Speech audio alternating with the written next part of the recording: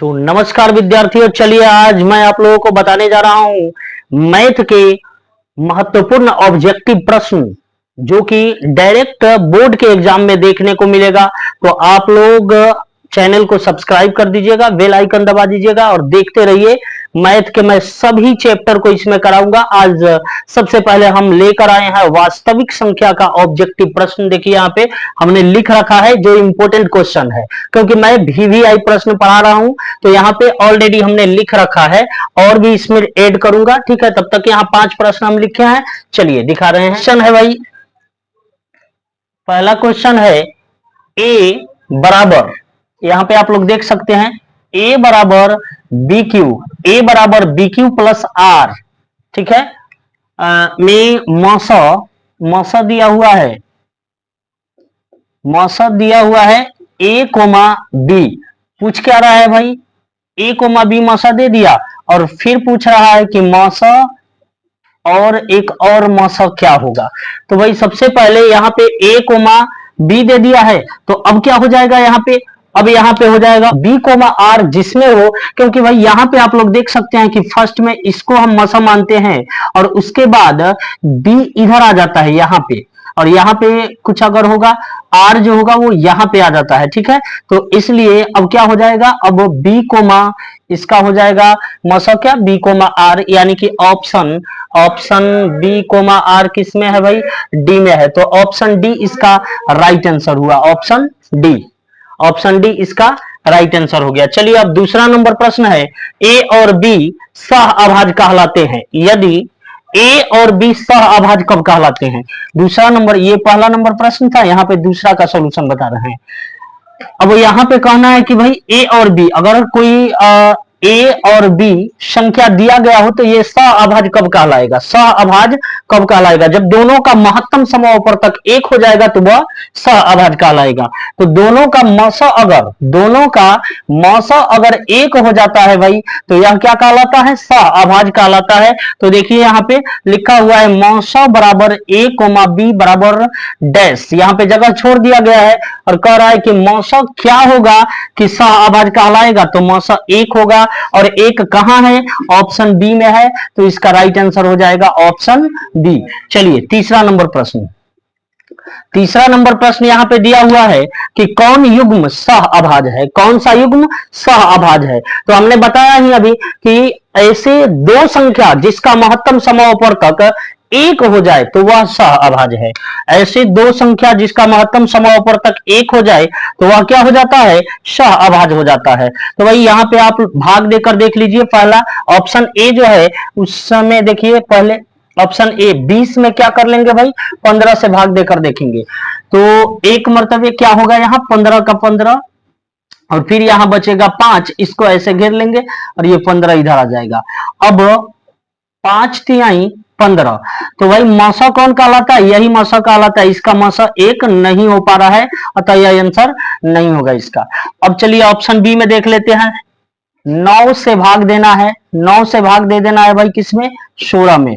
तो 9 कम 9 और 16 में से 9 गया, 7 बचा, इधर फिर 9 लाएंगे यहाँ पे, 7 से फिर भाग देंगे तो 7 कम 7 बचेगा 2, फिर 2 से भाग देंगे किसमें, 7 में, तो 3 दूनी 6 बचेगा का 1 और 1 फिर यह 2 यहां आ जाएगा, 1 दूनी 2, यानी कि इसका मौसा हमारा क्या मिला, इसका मौसा यहाँ पे जो बचता है ना वही मौसा हो जाता है जहां ये 0 हो जाए।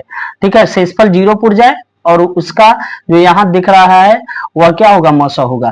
तो मौसा के रूप में हमको क्या प्राप्त हो गया, 1 प्राप्त हो गया, तो यही इसका सह अभाज्य हो गया। यानी कि सह अभाज्य जब एक मौसा मिल गया तो यह सह अभाज्य होगा, यह युग्म क्या होगा, सह अभाज्य होगा। तो बी, ऑप्शन बी जो दिख रहा है इसका राइट आंसर होगा ऑप्शन बी। चलिए आगे बढ़ते हैं। चौथा नंबर प्रश्न है, कौन अभाज्य संख्या है। अभाज्य संख्या किसे कहते हैं भाई, अभाज्य संख्या वैसी संख्या जिसमें स्वयं से तथा एक से भाग लगे और बाकी किसी संख्या से भाग नहीं लगे तो वह अभाज्य संख्या कहलाता है। तो ऐसी संख्या देखिए जिसमें खुद से भाग लगे, किसी दूसरे संख्या से भाग नहीं लगे या एक से भाग लगे। तो 15 फर्स्ट ऑप्शन में क्या दिया है, 15, जिसमें 3 से और 5 से भाग लग जा रहा है, दो अलग संख्याओं से भाग लग जा रहा है, तो ये कभी नहीं हो सकता। बी नंबर देख रहे हैं, 23 दिया हुआ है, 23 में या तो 1 से लगेगा और नहीं तो खुद 23 से भाग लगेगा, तो भाई यह सही है, यह क्या है, सहअभाज है। यह क्या हो गया, सहअभाज संख्या हो गया, यह सहअभाज्य संख्या हो गया, अतः ऑप्शन बी इसका क्या होगा, राइट आंसर होगा। ठीक है, बाकी 12 है और 75 है, तो ये भी नहीं होगा। चलिए 5वां नंबर प्रश्न बताते हैं।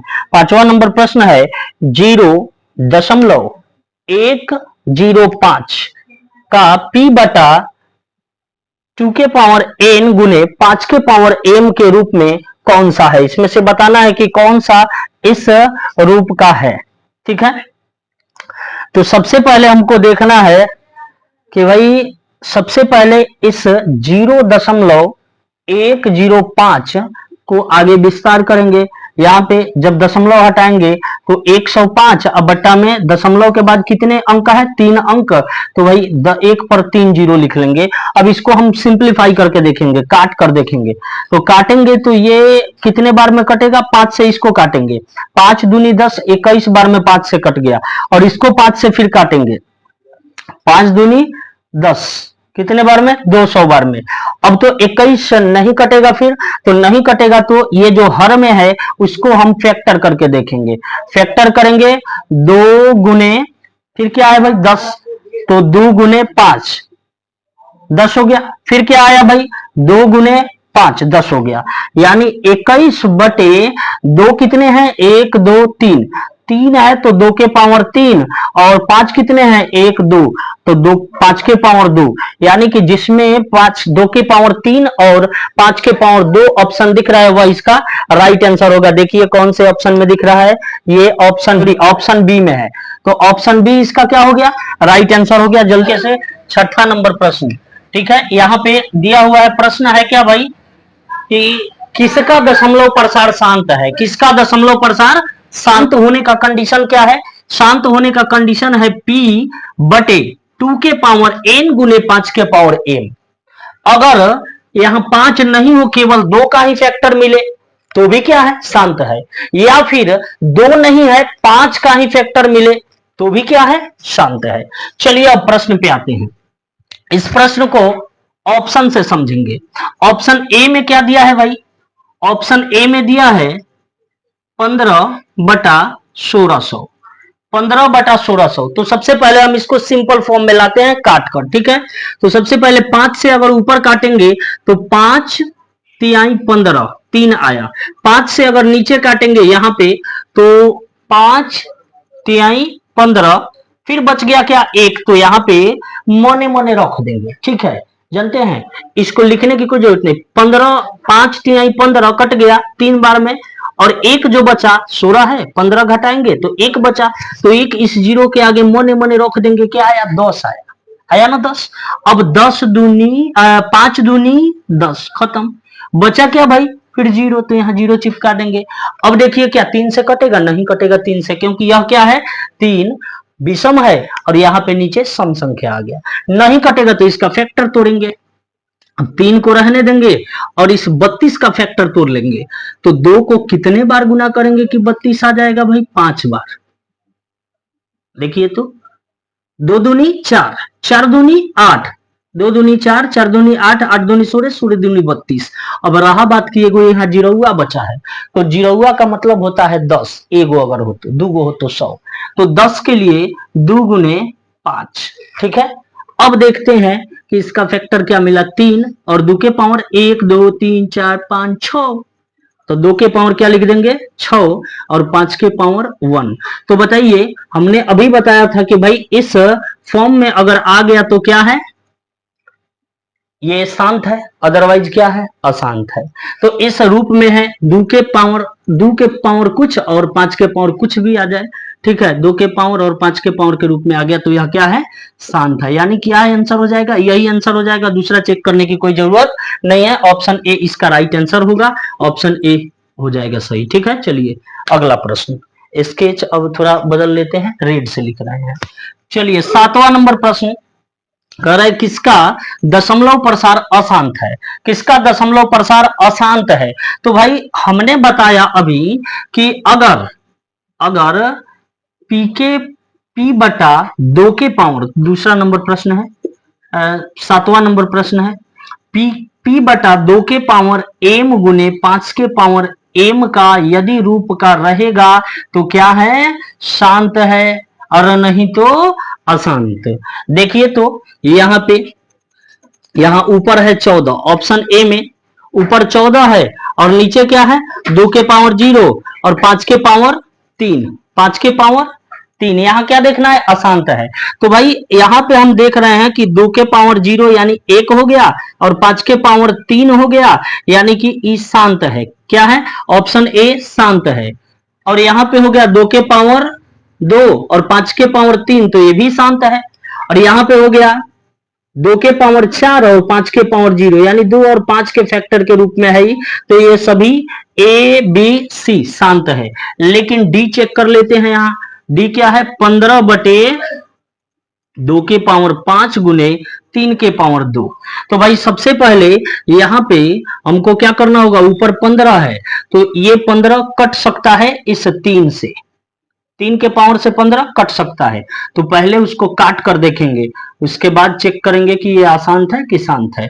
तो यहाँ पे अगर हम 3 का स्क्वायर कर ले तो 3 तिरिके 9, अब काट कर देख रहे हैं, 5 तिहाई 15 और ये 3 तिरिके 9, ठीक है। अब क्या हो गया, ऊपर हो गया 5 और नीचे आ गया 2 के पावर 5 गुने 3 के पावर 1। हमने अभी क्या बताया था भाई कि यहाँ पे फैक्टर के रूप में क्या होना चाहिए, हमेशा 2 और 5 होना चाहिए, लेकिन यहाँ एंट्री मार दिया 3, तो क्या हो गया, यह अशांत हो गया। और हमको खोजना क्या था कि इसमें से कौन अशांत है, तो यही क्या हो गया, अशांत हो गया। अतः हमारा राइट ऑप्शन जो हमको ढूंढना था वो ऑप्शन डी है। ऑप्शन डी क्या है, जो अशांत है, और यही हमको प्रश्न में ढूंढना था। इसका राइट आंसर क्या हो जाएगा, ऑप्शन डी। चलिए अगला प्रश्न है 8वां नंबर। 8वां नंबर क्वेश्चन, यहाँ पे कौन परिमेय संख्या है, इसमें से कौन परिमेय संख्या है, परिमेय संख्या को हमको खोज लेना, ये बिल्कुल आसान है। आप लोग देख सकते हैं कि फर्स्ट ऑप्शन में दिया हुआ है 49 बटे 101, जो कि अपरिमेय है। क्यों अपरिमेय है, क्योंकि यहाँ ऑप्शन ए में जो लिखा हुआ है 49 बटे 101, 49 का तो वर्गमूल निकल जाएगा 7, लेकिन क्या 101 का वर्गमूल निकलेगा, नहीं निकलेगा। अतः यह क्या हो गया भाई, अपरिमेय, ठीक है। चलिए बी नंबर, बी नंबर दिया है ऑप्शन बी में 32 बटे 64, रूट अंडर 32 बटे 64। यहाँ पे 64 का वर्गमूल तो निकल जा रहा है, लेकिन 32 का निकल नहीं पा रहा है, इसलिए ये भी क्या है, अशांत है। ऑप्शन सी देखते हैं। ऑप्शन सी में दिया है रूट अंडर 81 बटे रूट अंडर 91। यह बहुत इंपॉर्टेंट प्रश्न है, ये मैट्रिक के बोर्ड में हमेशा ही लगभग पूछता है यह प्रश्न।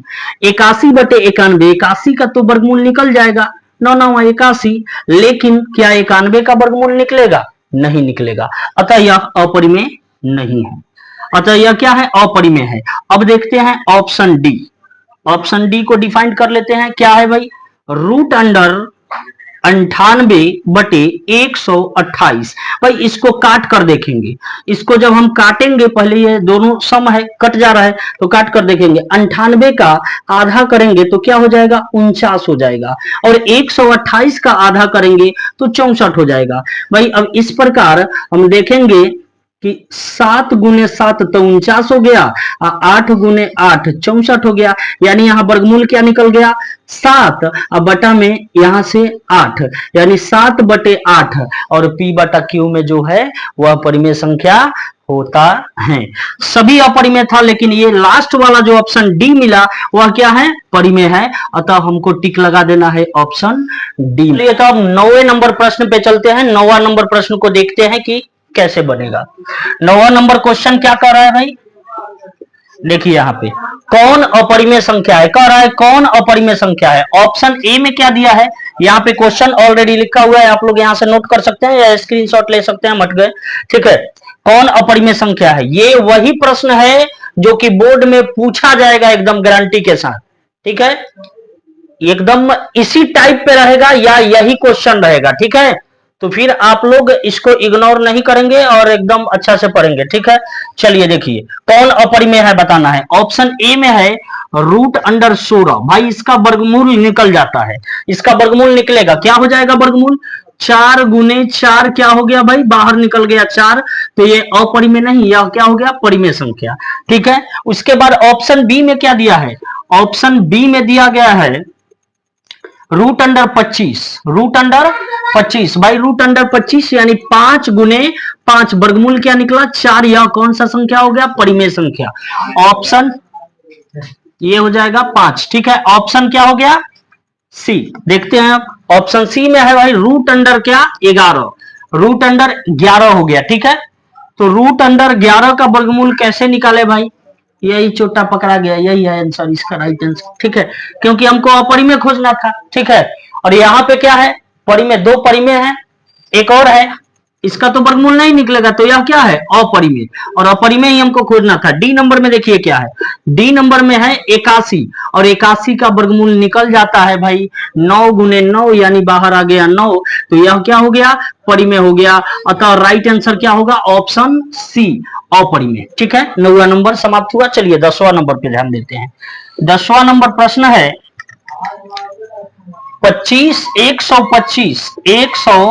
125 बराबर 15 गुने 8 प्लस 5, तो पूछ क्या रहा है? तो मौसौ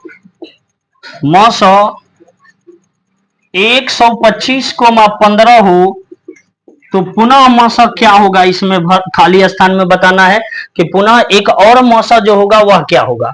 ठीक है, तो यहाँ पे हम देखते हैं कि सबसे पहले a बराबर बी गुने क्यू प्लस आर। यहां से फर्स्ट में क्या है भाई कि 125 कोमा ये 15, बी 15 मौसा हो गया, और इसके बाद वाला जो मौसा होता है वह क्या होगा? बी चला आएगा बाहर, यानी कि 15 आ गया बाहर, और उसके बाद शेषफल इसका कितना है? 5 है, तो 5 आ जाएगा यहाँ पे, यानी कि यह इसका राइट आंसर होगा। जिस ऑप्शन में यह दिया होगा वह इसका राइट आंसर होगा। देखते हैं कौन से ऑप्शन में है। 15,5 15,5 कौन से ऑप्शन में है भाई? तो ऑप्शन ए में है, तो ऑप्शन ए इसका क्या हो जाएगा? Right answer. ऑप्शन ए इसका राइट आंसर हो जाएगा। ठीक है, तो इस प्रकार 10 प्रश्न पूरा हुआ।